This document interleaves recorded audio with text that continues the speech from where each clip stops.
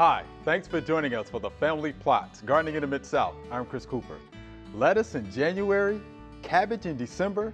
It's hydroponics, and today we're going to build a system from scratch. That's just ahead on the Family Plots, Gardening in the Mid-South. Production funding for the Family Plot, Gardening in the Mid-South is provided by the WKNO Production Fund, the WKNO Endowment Fund, and by viewers like you. Thank you.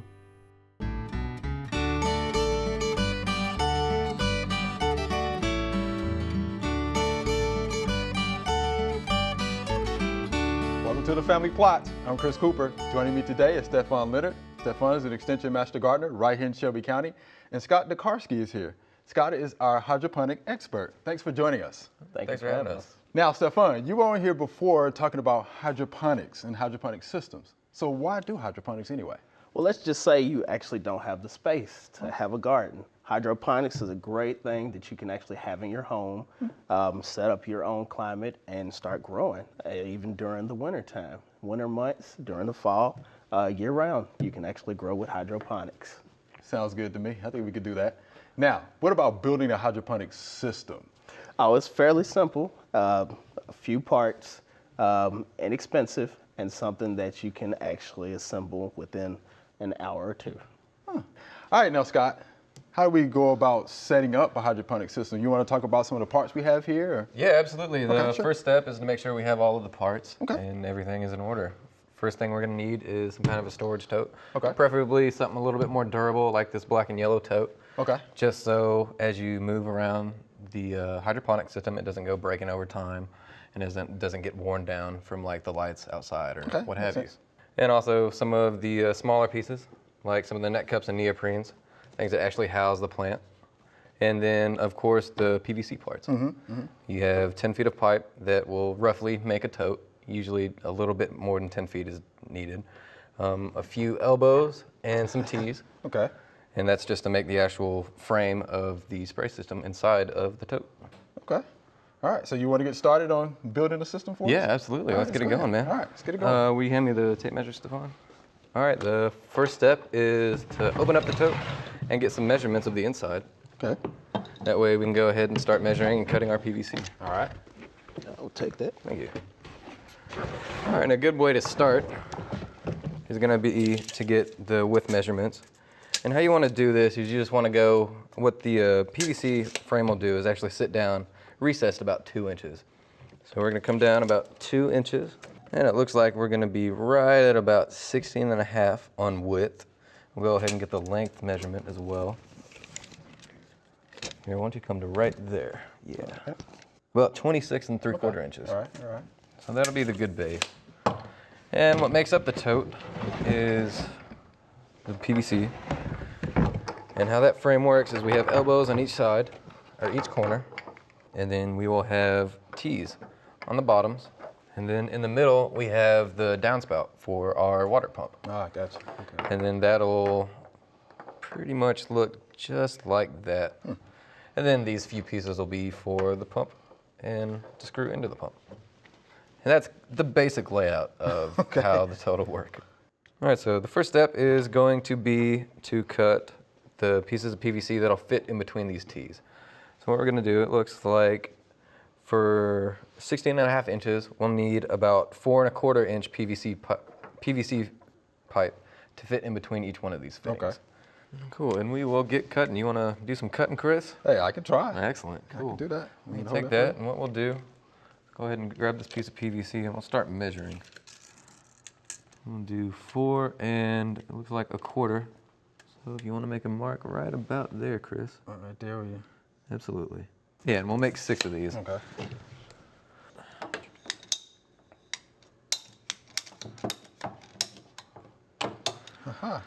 right, and that is the start of the tote. What's that? And what we want to do before we make all 6 is we'll make one side of the tote.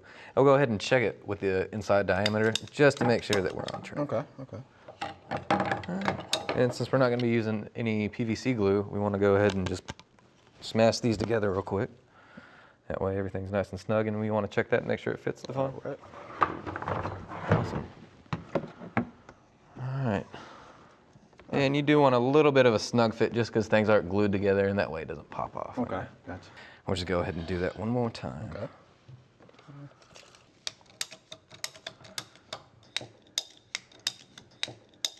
So those are our ends done. And next thing we're gonna do is measure the inside. So we're gonna do these 12-inch pieces. We're gonna do 4 of those. And one big reason we're using these cutters like we are instead of a saw or what have you is because when you go to cut PVC like that, it'll turn into a fine dust. Right, I've seen And that. that's the bane of any hydroponic system. And it's really just a few simple pieces and the tote starts to come together on its own. Yeah, it sure is. How about that? And now we're gonna cut 2 25-inch sections for the outside.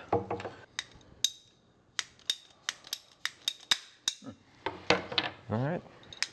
All right. Go ahead and put these on.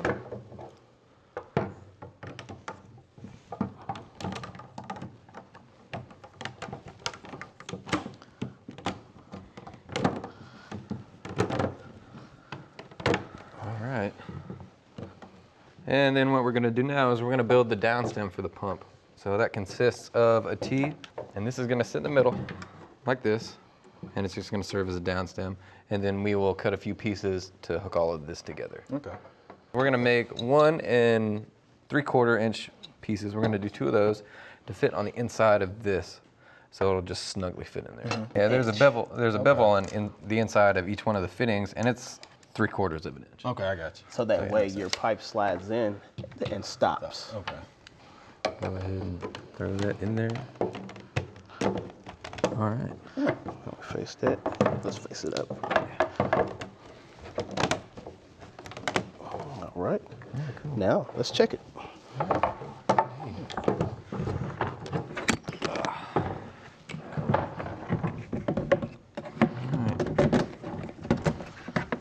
Yeah, it's looking like it's just a little bit long. Like I said, each tote's gonna be just a tiny bit different. Right. Maybe let's start with a 1/2 inch. 1/2 inch? Just so we don't take too much off. Look at that. That is what we want. You want it to fit in there a little snug, just so it doesn't move around or anything like that. All right. Cool. And that is the basis of the spray frame. Okay. And our next step is gonna be to mark our holes and then tap and dye them. All right. For our sprayers. Indeed. We're gonna have 3 sprayers on each one of the ends, and then this long end's gonna have 3, and then we'll have 2 on each one of these. Okay. And we have 2 different kinds of sprayers that go into these totes. We have 180 degrees, and you can see that they have a 180 degree plane of spray. That way you're not hitting the back of the tote and causing any backsplash that would encourage it to leak. Okay. So these will be placed on the outer. Yeah, and these will go on the outer ends. Okay. Spraying in. We have a 330 degree. It has 2 directions of spray instead of just the one from the 180. That way you can get both sides. Okay. And those will go on each one of these. Okay. Because what we found in these that we can have such prolific root growth that the roots will get so dense they'll create dry pockets on the inside. Okay. So you have to have plenty of these just to get around all those nicks and curves. And it doesn't have to be perfect. All you really want to do is just try and center them as much as possible. So we'll put one there, and we'll go ahead and just repeat this for all of them. And try and get them as straight as you can, but it's not too big of a deal. Right. And these are going to be our tools for making the sprayers. This is just a regular drill bit. Okay. It's going to be 10/24 tap and a die. So what we're going to do is we're going to take this, we're going to drill out each one of these holes, and once those are done, we're going to clear them all out. And then we're going to go back with the die, and that's actually how we're going to achieve the threading. Okay. And one thing I would like to caution people about is when you are drilling the holes, make sure you get it as straight up and down as possible, because if you don't, sometimes the sprayers will have a tendency to leak. All right, now that we have all the holes, we can go through putting the threads. All right, when you do this, you want to put your drill on the lowest setting just so you don't grind up the threads. Okay. You turn it down a little bit, and then again, straight up and down as possible. You're just slow about it.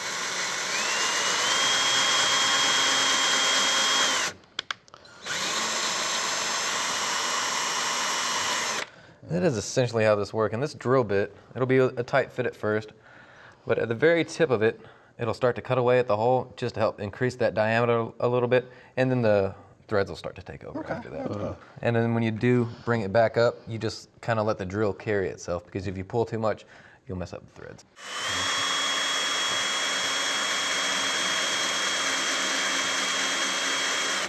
You don't have to go too much, just maybe 1/4 of an inch into the PVC, just enough to get the threads. And then again, when you do come out, just slow.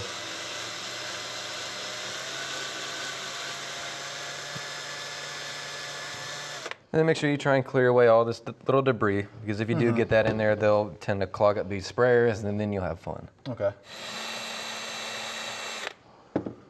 All right, that was the last hole, right? Yep, last hole. Now all we have to do is get it cleaned out, and we can throw the sprayers in it, and then we can get to cutting up the tote. Ah, there you go. Yes. Be forceful with it. Yeah. Make sure we lay everything out so we don't get it mixed up. Yeah, you can see the debris on the inside, and all we want to do is just take the bamboo and knock that off, so it doesn't inhibit the system later on. All right. A little bit came out of there. Yeah.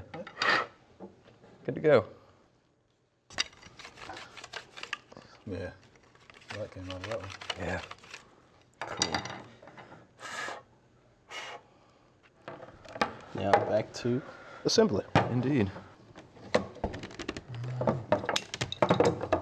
Now let's install the sprayers.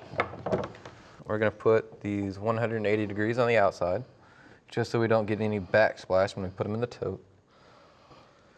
And most of these parts are fairly cheap at your local hydroponics store. The sprayers, they're 30 cents. Okay. The net cups and neoprenes, they're 25 to 30 cents each as well. All right, now what we're gonna do is we're gonna measure for the downspout that connects the pump to the sprayer manifold. And how we're gonna do that is we're just gonna set this in here, how it would naturally lay. About 2 inches down in there. And then we will get the pump, stick that bad boy right there. You wanna come help us out, Chris? Yeah. Cool, you wanna measure for me? Let's measure from the bottom of this to the top of the pump. In it? No, Okay, just right there. Yeah. Okay. You see that? Cool, 7 1/4 inches. Cool. All right, so we got 7 1/4 inches. And we still have to account for that 3/4 of an inch difference on each one of these sides. Oh, cool. So what we're gonna do to account for those differences, we're gonna take 2 1/4 off of this. All right, cool, and what we're gonna do with this, let me see those one more time. So we're just gonna cut it into 2 pieces, one a little bit longer than the other.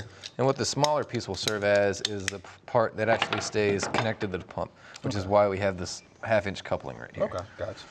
And then we screw our 1/2 inch adapter to this, and this will actually be what connects to the pump. And that fits on there. Okay, Yep. I got you. That way it's seamless when we have this Right, just sitting on top. Yeah. Yep. And it makes disconnecting rather easy. Right. That way you can take it out. Yeah. Yeah, we can Inside. set that inside And see where it stands. Indeed.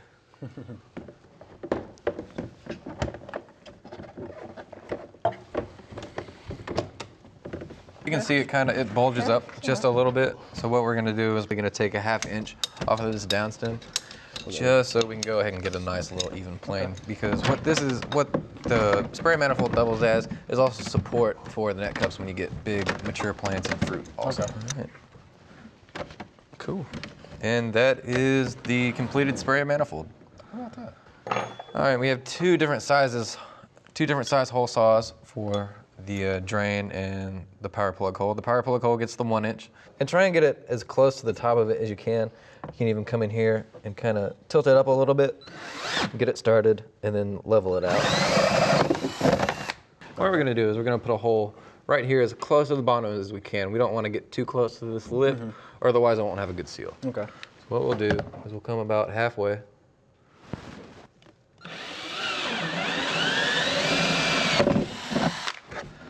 And we're gonna wanna make sure that we clear up all these Little frazzles. Yeah, little little frazzles and stuff. And then sometimes these can be a little bit tricky to get in. This is a 1/2 inch grommet.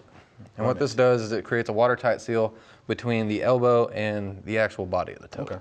That way we don't get any leakage.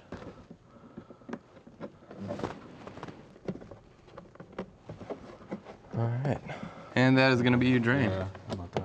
We're gonna hook our 10-inch drain up to the elbow. And then we're just gonna put the elbow into the grommet. All right. Bring it down just a little bit.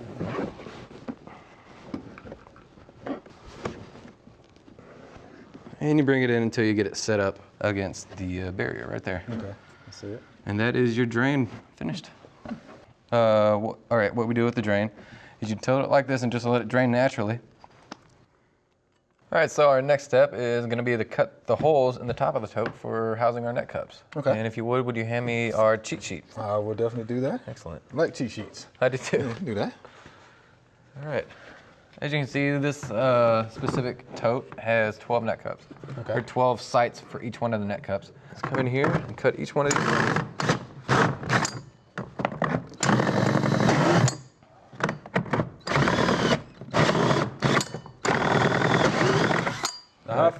And we will use those for guides. All right. And then we can start drilling our holes. All right. It's a good idea to have someone.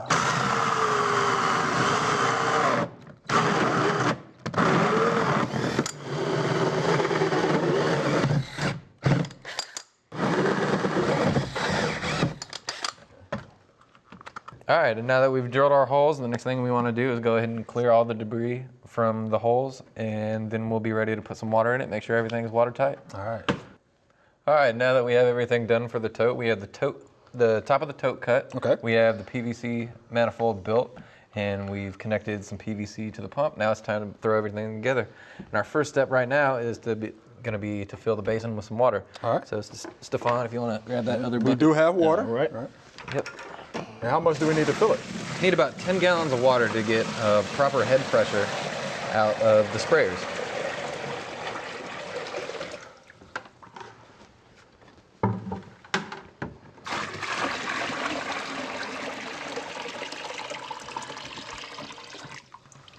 All right. You want to grab the pump and let's load it in. All right. Let you. You stick the cord out of the cord hole in the back. Feed it on around. Very cool. All right. Connect up the PVC manifold. Should be good to go. Slide that in.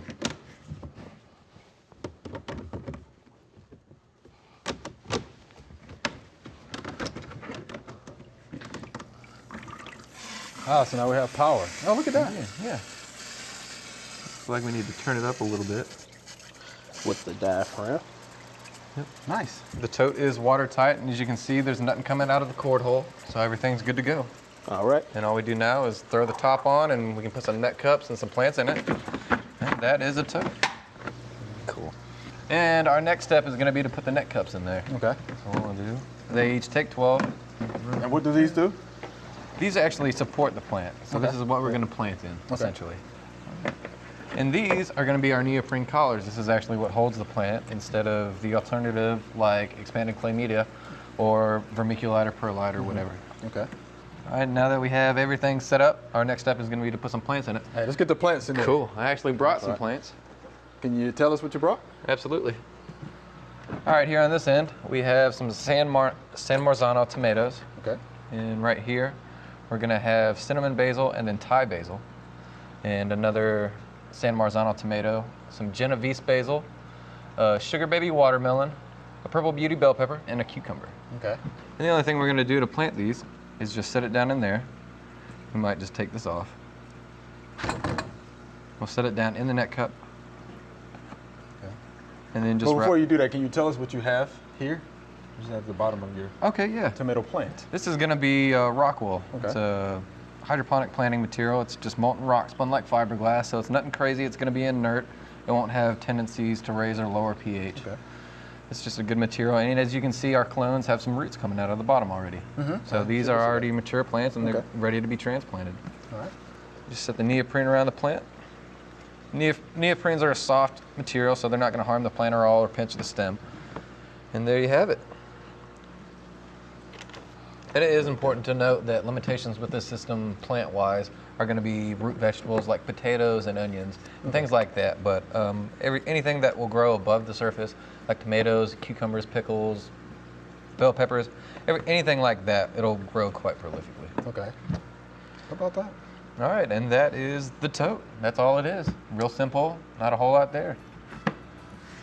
Definitely looks good, Absolutely. fellas. Appreciate the demonstration. Yeah, no problem. Thanks for Thank you having much. us. Thanks for being here. All right, thanks.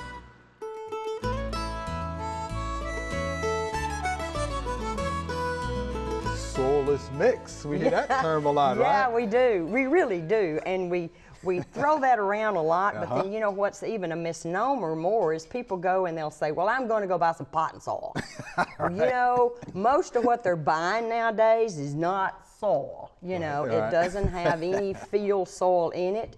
It's things like peat and perlite and vermiculite, maybe even some sand or bark. You know, so it's not soil, it's, you know, from the garden you dig up, it's not like that. So soilless mix are mixes, commercial mixes that we buy for our pots and things like that contains no soil. No. You know, sometimes they'll have a fertilizer charge in them, you know, for a while, and they're really great because they've got all of the properties you want in a good soil. All right, here's our Q&A session. And Scott, if you have something to say, just jump in there with us, all right? All right. All right, here's our first viewer email.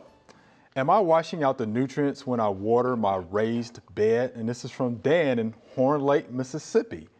So, Stephan, I know you do a lot of work with raised beds for the Shelby County School System. What do you think about that question? Are you actually washing out the nutrients in your raised beds? No, you're not. Okay. Your plants will actually absorb the nutrients that it actually takes. Now, you'll be washing away all the nutrients that it does not need. Okay. And also getting rid of the salt buildup. Sure. So it's actually a good thing to water those nutrients away. Okay. And you're definitely right about the salts. I mean, fertilizers are salts. You know, so they need to be flushed out of the system every once in a while. So yeah, Mr. Dan, don't worry about that. You're not going to be washing out your nutrients at all. All right. So here's our next viewer email. This plant is growing in my lawn. What is it and how do I kill it? Okay, good picture there. Folks, that would be Virginia buttonweed. It is a difficult weed to control. As you can see, it grows pretty low, okay, prostrate to the ground, right? Produces by seed, root fragment. It's a perennial. Wow. So it's a low-growing perennial weed, so it's going to come back year after year.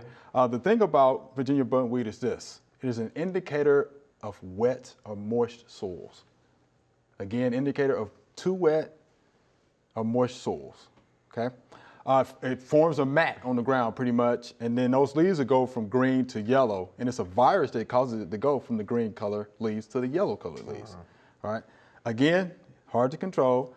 Since you do have it, I always like to talk about cultural practices. Stephan, you know that. Yeah. You know, about aerating, you know, fertilizing according to your soil tests and, you know, things like that. But since you already have it there, you want to know how to kill it. Post-emerge broadleaf weed killer is what you're going to have to use for that. Okay. Anything that, you know, pretty much contains 2,4-D, dicamba, and MCPP, okay? All of those are broadleaf weed killers, okay? You will find those in products like Trimac or Weed Be Gone Max. Read and follow the label on that. It's gonna be multiple applications. Yeah, absolutely. Multiple applications, right? Because again, this is a very difficult weed to control. So it is Virginia buttonweed. And it has a beautiful white flower, obviously shaped like a star. Oh, wow. But when it gets, you know, to the flower part, absolutely. Yeah, seeds, then you get spread. Yeah, then it spreads. So be careful. All right. Here's our next viewer email. What is this? It came on the first blossom on a cucumber. There are no other related plants nearby unless something wild pollinated it. Want a taste? And this is from Fields Shelby Forest. I don't want to taste that. I don't want Bill, I can say that now. But Stephan, what do you think? Anything comes to mind when you see that? It could be a lot of things. For it to be the first bloom, it could be a nutrient imbalance, or it could be weather, the weather conditions. It could be a lot of factors that could affect it going forward. Okay. A couple of things, you know, come to mind for me. You know, insufficient moisture. You know, moisture stress is something that I think about. The second thing, too much fertilizer can actually do that, to fruits, right? Too much fertilizer. Okay. But this is a cucumber, right? So I'm thinking about cucumber mosaic virus, which is actually spread by aphids. Okay. Because the fruit itself is deformed and it has different colors. So that's why I thought virus. It'll help if we could actually see the plant, because you have a stunted plant. Of course, that plant might have some lesions on the stem or the leaves, but just looking at the cucumber itself, the different colors, possibly could be cucumber mosaic virus. And here's another one I just thought about. How about poor pollination? Oh, absolutely. Yeah, I could see that. Poor pollination, especially when you have hot and dry conditions, because you do have dead pollen and live pollen, right? So you can actually get a fruit from the live pollen, but the dead pollen won't let it produce all the way through. Wow. Right. Okay. So it could be, a lot of different factors. All right. So look at your plant, inspect it for aphids. Make sure you don't have a lot of weeds growing around your plants. Get those out of there, because the aphids can hang around in those weeds as well. But that's what I think. So, Scott, Stephan, we're out of time. Thanks for being here today. Thanks for having us. All right, no problem. Remember, we love to hear from you. Send us an email or letter. The email address is questions@familyplotgarden.com. And the mailing address is Family Plot, 7151 Cherry Farms Road, Cordova, Tennessee, 38016. Or you can go online to familyplotgarden.com.